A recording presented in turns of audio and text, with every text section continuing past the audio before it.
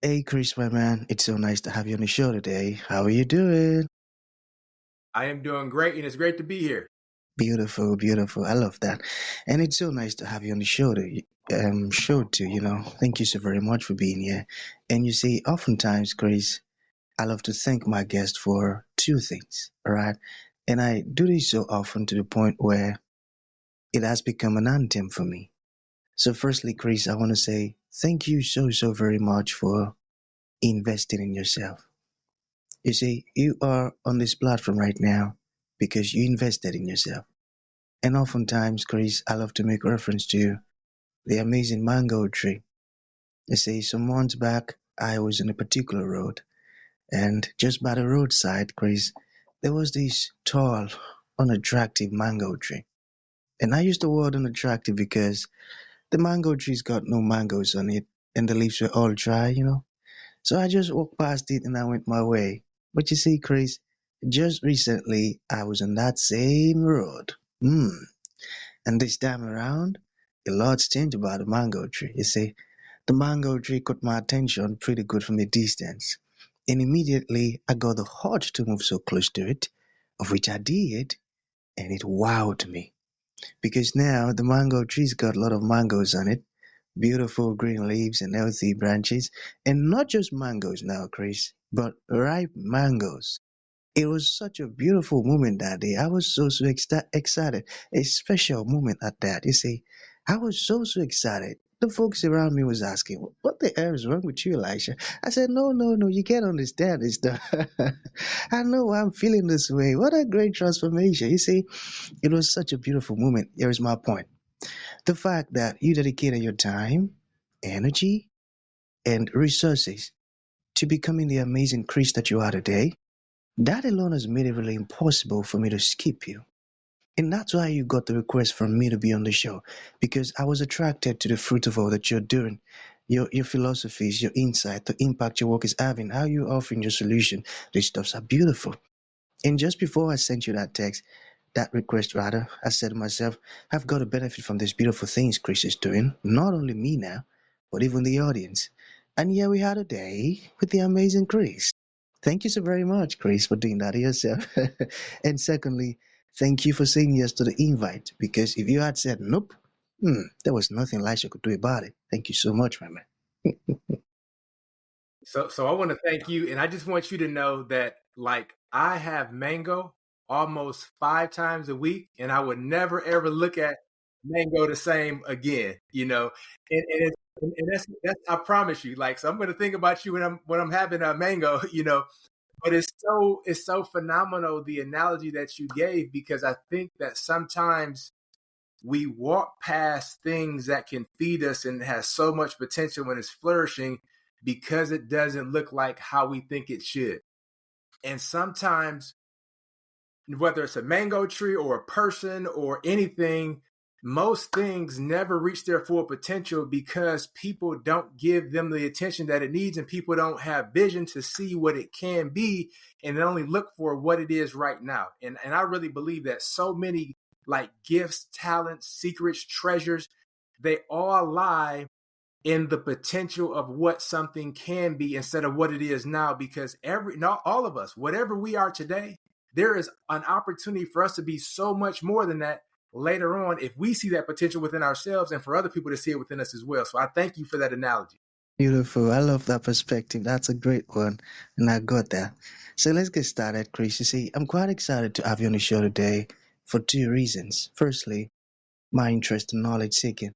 I believe in order for one to transition from a chaotic situation to that of a beautiful one, Chris, I believe it takes the application of knowledge, quality information.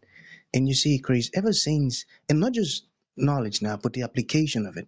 And you see, ever since I discovered that light in the Hebrew means knowledge and darkness means ignorance, I've been so keen to knowledge seeking because I do not want to remain in the dark. So that's going to make our conversation today very, very important to me and even to the listeners. The second reason why I'm excited to have the amazing Chris on the show is for the sake of the audience. You see, Chris, we live in an age where information is as abundant as grains of sand. We've got lots of information flying out there. So these folks trust me for quality, eye-opening, and very important information, of which I am totally convinced that our conversation is going to be insightful and impactful. So for that reason, Chris, my man, let's get started with your introduction. Talk to us about your personal or professional journey, because right now we are just so curious. We want to know how Chris got here. And afterwards, I've gotten some beautiful questions for you. Okay, Chris, over to you. So, in terms of how I got into it, is I'm reminded by what you just said in terms of application. Because it's not just knowledge, but it's application, because that's one of the most important things. When you said that, it reminded me of one of my favorite scriptures, and it says, faith without works is dead. And what we don't realize a lot of times is we're always displaying faith. Sometimes we're displaying faith in things that don't serve us. Sometimes we're displaying more faith in something not working than it working. But either way, we're always displaying faith. And so it's not a matter if we have faith or not, but it's about what works are we doing that's displaying the faith that we have. And so from my start, you know, I didn't have a great start, if you will. Let me say this. I didn't think I had a great start, and just to kind of fast forward. So I failed the third grade almost twice. I was labeled dyslexic. I was married to teen parents. Like, my mom was 14 and my father was 15 when I was conceived. My family expected me to be a failure. And I lived a large part of my life believing that story. I lived so much of my life believing that statistic, from where I came from. And it wasn't until I got into seventh grade and my middle school counselor asked me a question that literally like changed the entire perspective for me. Because at that point I was getting like all D's, maybe a few C's. Like, that was a success for me to get a C. And she took me into her office and she just asked me, like, how is things going? And I'm telling her, things are okay, but I think they could be better. And I'm still bothered because I don't think I'm really smart. And so I brought up me failing the third grade. And she asked me this question. This really changed everything for me. She said, how do you know that the grade that you're currently in is not the grade that you were always supposed to be in, but it took you repeating the third grade to get you to where you're supposed to be? Now, she used her language very carefully. She didn't say fail. She said repeat the third grade. And that changed everything for me, because up to that point, the faith that I had was in somebody who was dumb, who was stupid, who wouldn't amount to anything, who was a failure, who was dyslexic. Like, that's where my faith was. But when I had that reframe, my faith also changed from somebody who had the potential to succeed. Like, I can be smart, hey, maybe I repeated that the third grade because this is where I'm supposed to be. And so I started to show up as somebody who's not just thinking to be successful, but they're expecting to be successful, because now I have a different view of myself based on where I'm putting my faith. And it's like faith in action truly produces a level of success that no amount of money can pay for. Wow, I got that. Just within few minutes now, I've learned series of things from you speaking. That's a beautiful one, isn't it? I got that. Okay, so let us begin with the first question. All right. Hmm. Okay, let's begin from here. So, what then sparked your interest in leveraging storytelling? How did you get into that? I got into it from my third grade experience, and what I learned from my third grade experience as I got older is that we have two different types of stories. We have external stories, which you hear people tell. People are phenomenal storytellers and they're captivating. And we also have internal stories. Some people refer to it as like negative head talk, the things that we tell ourselves. And for me, it's like going through that third grade experience and then in the seventh grade things changing. It's like I started to understand that I'm not the only one who feels like this. And even though people might not have had my same exact experience, at some point in time, somebody's felt hopeless. And the one thing that we can all connect around is hopelessness. And I had the fortune of seeing Les Brown speak. He's a motivational speaker. And I saw him speak when I was in 7th grade, and he talked about his experience of being labeled educable, mentally retarded, and I really identified with his story because I'm like, mine wasn't to that extent, but I was labeled dyslexic. So I know what that's like. And he was inspiring people with his experience, and he was inspiring people with his story, and he was inspiring people with his belief in their ability that they didn't have yet. And when I saw that, I'm like, I want to do that. Like, I want to tell my story and empower people and get them to see a bigger, larger vision of themselves that they currently don't have. Because the only difference between failure and your success is where you put your faith. And if you put your faith in success, that's what you're going to have. If you put your faith in failure, that's what you're going to have.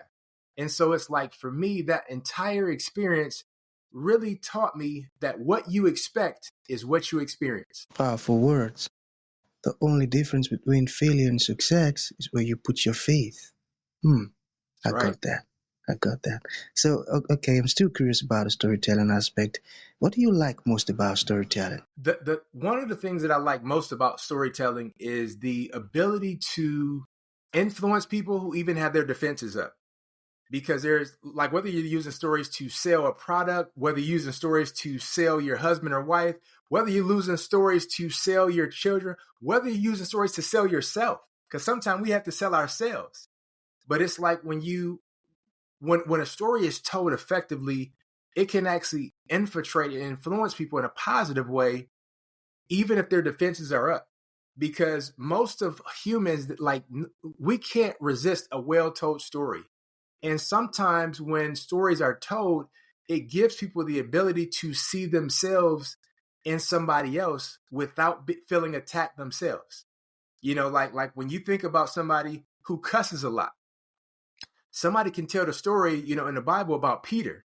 And even though they're talking about Peter, they're specifically also talking about this person as well. But because the focus is on Peter, this person doesn't feel attacked. And because we can, like, pull out so many different messages and lessons from Peter, the person who's also hearing it can also get the lesson, even though they're not being pointed at like we're pointing at Peter. And so, like, stories are a very strategic way of influencing people in a positive way to get them to do something that's in their best interest to do. Now, there are times where people can use stories for manipulation, so it's kind of one of those things where when you get really good at it, you want to make sure you're being responsible with it because it can be used for evil just as people use it for good. That's right. That's right. And you see, I love how you are communicating. It's beautiful. So, what would you say to those who fear public speaking? The one thing that I would say, and I know people would disagree with me, when somebody says that they fear public speaking, I would 100% absolutely disagree with them. And here's why.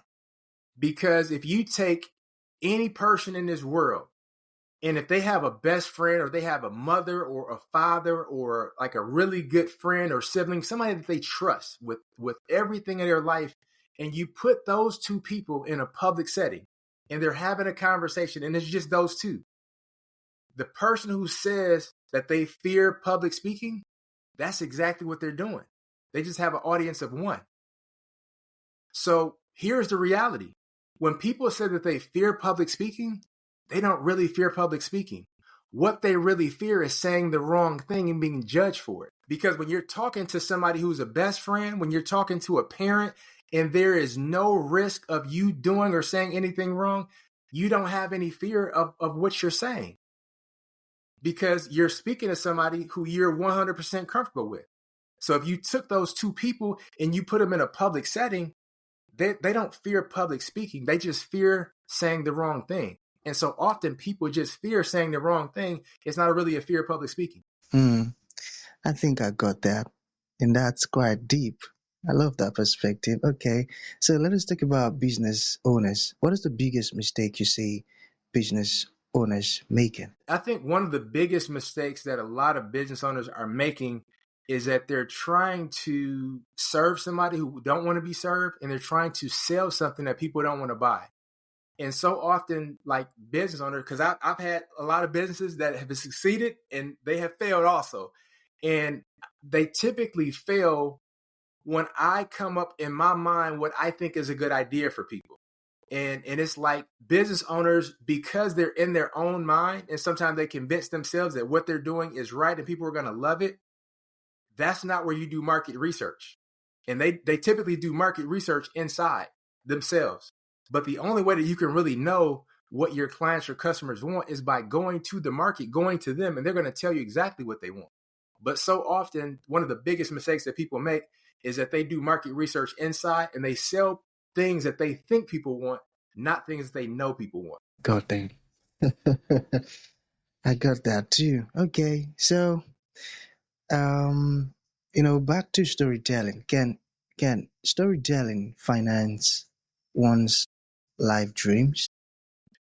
Yeah, 100%. Because when you think about really any successful person in the world, and it doesn't matter what country they're from, I mean, you talk about Elon Musk, you talk about Tony Robbins, you talk about the creators of Apple, Amazon. You can name any successful person in the world, and they are successful because of a story. Like everything traces right back to a story. Whether it's computers, people buy computers because of a story. People buy a watch because of a story. And so stories can really finance any lifestyle that somebody wants. They just have to learn how to tell it right and position it in a way where people can actually see the benefit on the other side of the story. But every single person that's successful, and I typically don't use universals, but every single person that's successful, it's all because of a story. Or because of a story? I got that. That's true. Series of ads like that too, that telling different stories. I got it. Okay, Chris, my man, it's been a very, very insightful moment with you on the show. To bring this to an end, what would you like to leave the audience with, like a final thought? And to those folks who would like to reach out to you, learn more about everything we've discussed, or even make a purchase of your resources, your programs, or how can that be possible? So one thing that I want to just leave everybody with is like we all have stories and we all have a very powerful story when it specifically comes to our audience. And I really want to encourage people to never minimize what they have inside, because all of us have something inside, and all of the gifts and talents and skills that we have inside, they're gifts, not for us, but for us to give to other people. And we've been given the gift to give to other people so that we can actually see what flourishes in their life by way of us being obedient and just sowing seed to where it is. And so I just really hope everybody make your expectation greater than your temptation, because all of us are tempted to quit at different times. All of us are tempted to not even start something. But if you make your expectation greater than your temptation, success will always be your experience. And if people want to know more about, storytelling and how to turn your story into, a really great income, they can go to compellingstorytelling.com. That's compellingstorytelling.com. And there's a training where I go a lot deeper into the storytelling aspect. Beautiful, my man. So that's going to be the end of the show, Chris. Thank you for coming and thank you for sharing this eye-opening stuff with us. It means a whole lot. Thank you, my man. Thank you. My pleasure. I appreciate it.